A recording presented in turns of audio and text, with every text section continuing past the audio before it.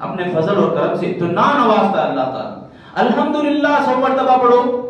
گھوڑے جو زین سے لتے ہوئے ہیں نا, خوبصورت گھوڑے, 100 گھوڑوں کو اللہ کی راہ میں صدقہ کرنے کا ثواب اللہ دیتا ہے. پھر اسی طرح 100 مرتبہ اللہ اکبر اور لا الہ الا اللہ 100 مرتبہ, اس کا بھی ثواب اللہ تعالیٰ 100 اونٹ آزاد کرنے کا ثواب اللہ دیتے ہیں. تو میرے بھائیوں میں یہ بتانا چاہ رہا ہوں, یہ تمہیدی کلمات میں ہم لوگ اسلام کو بالکل ڈھیلا اور ہلکا سمجھ کے بیٹھے ہیں. اسی لیے اسلامی تعلیمات کے اوپر ہمیں اتنا کاربن نظر نہیں آتے, اتنا فوکس ہم نہیں کرتے. اگر معلوم ہو گیا اللہ کے نبی صلی اللہ علیہ وسلم بعض نعمتوں کے بارے میں, بعض تعلیم کے بارے میں فرماتے ہیں, جیسے پہلی صف کے بارے میں, اذان کے بارے میں اللہ کے نبی فرماتے ہیں اس کا ثواب حاصل کر لیے, اس کا ثواب تمہیں معلوم ہو گیا تو تم لڑو گے, جھگڑو گے, تم قرآن اندازی ہونا پڑے گا. یہاں پہ قرآن اندازی کا نوبت آ جائے گی. قرآن اندازی ڈال کے کسی ایک کو موقع دیا جائے, کسی ایک کو پہلی صف میں کھڑا کیا جائے.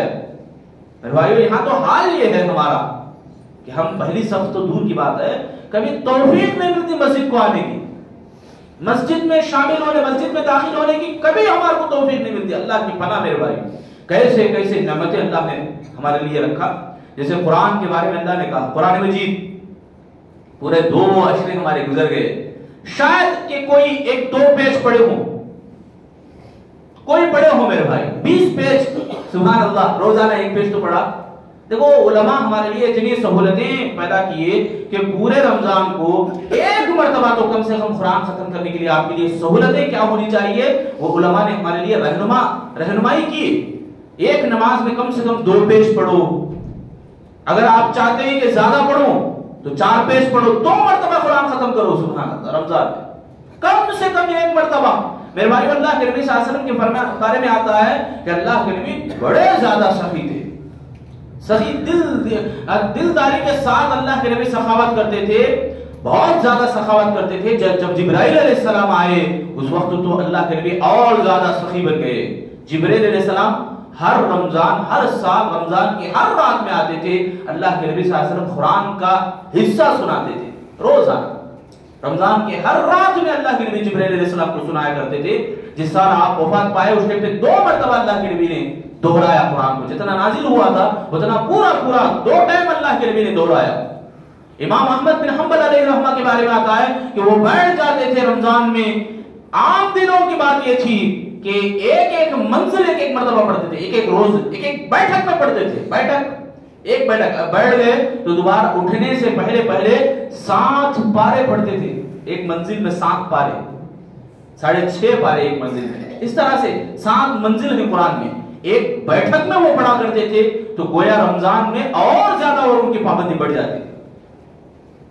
قرآن کے اتنے دیوانے, لوگ بولتے نا, نام دیتے, جھوٹا نام ہے یہ عاشقی کا, یہ جھوٹا بلکہ سب سے بڑا برا نام ہے. یہ ایسا نام لوگ دیتے, عاشق رسول, عاشق صحابی, عاشق یہ وہ.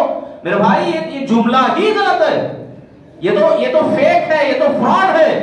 سچے محبت کرنے والے تو وہ جان باز صحابہ اکرام تھے, وہ جان باز علماء دین تھے, وہ جان باز تابعین تھے سبحان اللہ, جن کی زندگیاں خود قرآن پہ بیت گئی.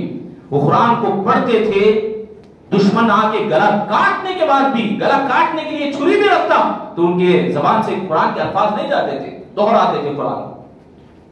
تب جا کر نا اللہ تعالیٰ نے کہا سبحان اللہ فَإِنْ آمَنُوا بِمِثْلِ مَا آمَنْتُمْ فَقَدِ اهْتَدَوْا. یہ ان لوگوں کے جیسے ایمان لا لو کامیاب ہو جاؤ گے. ان کے جیسا ایمان کامیابی کا ضامن ہے.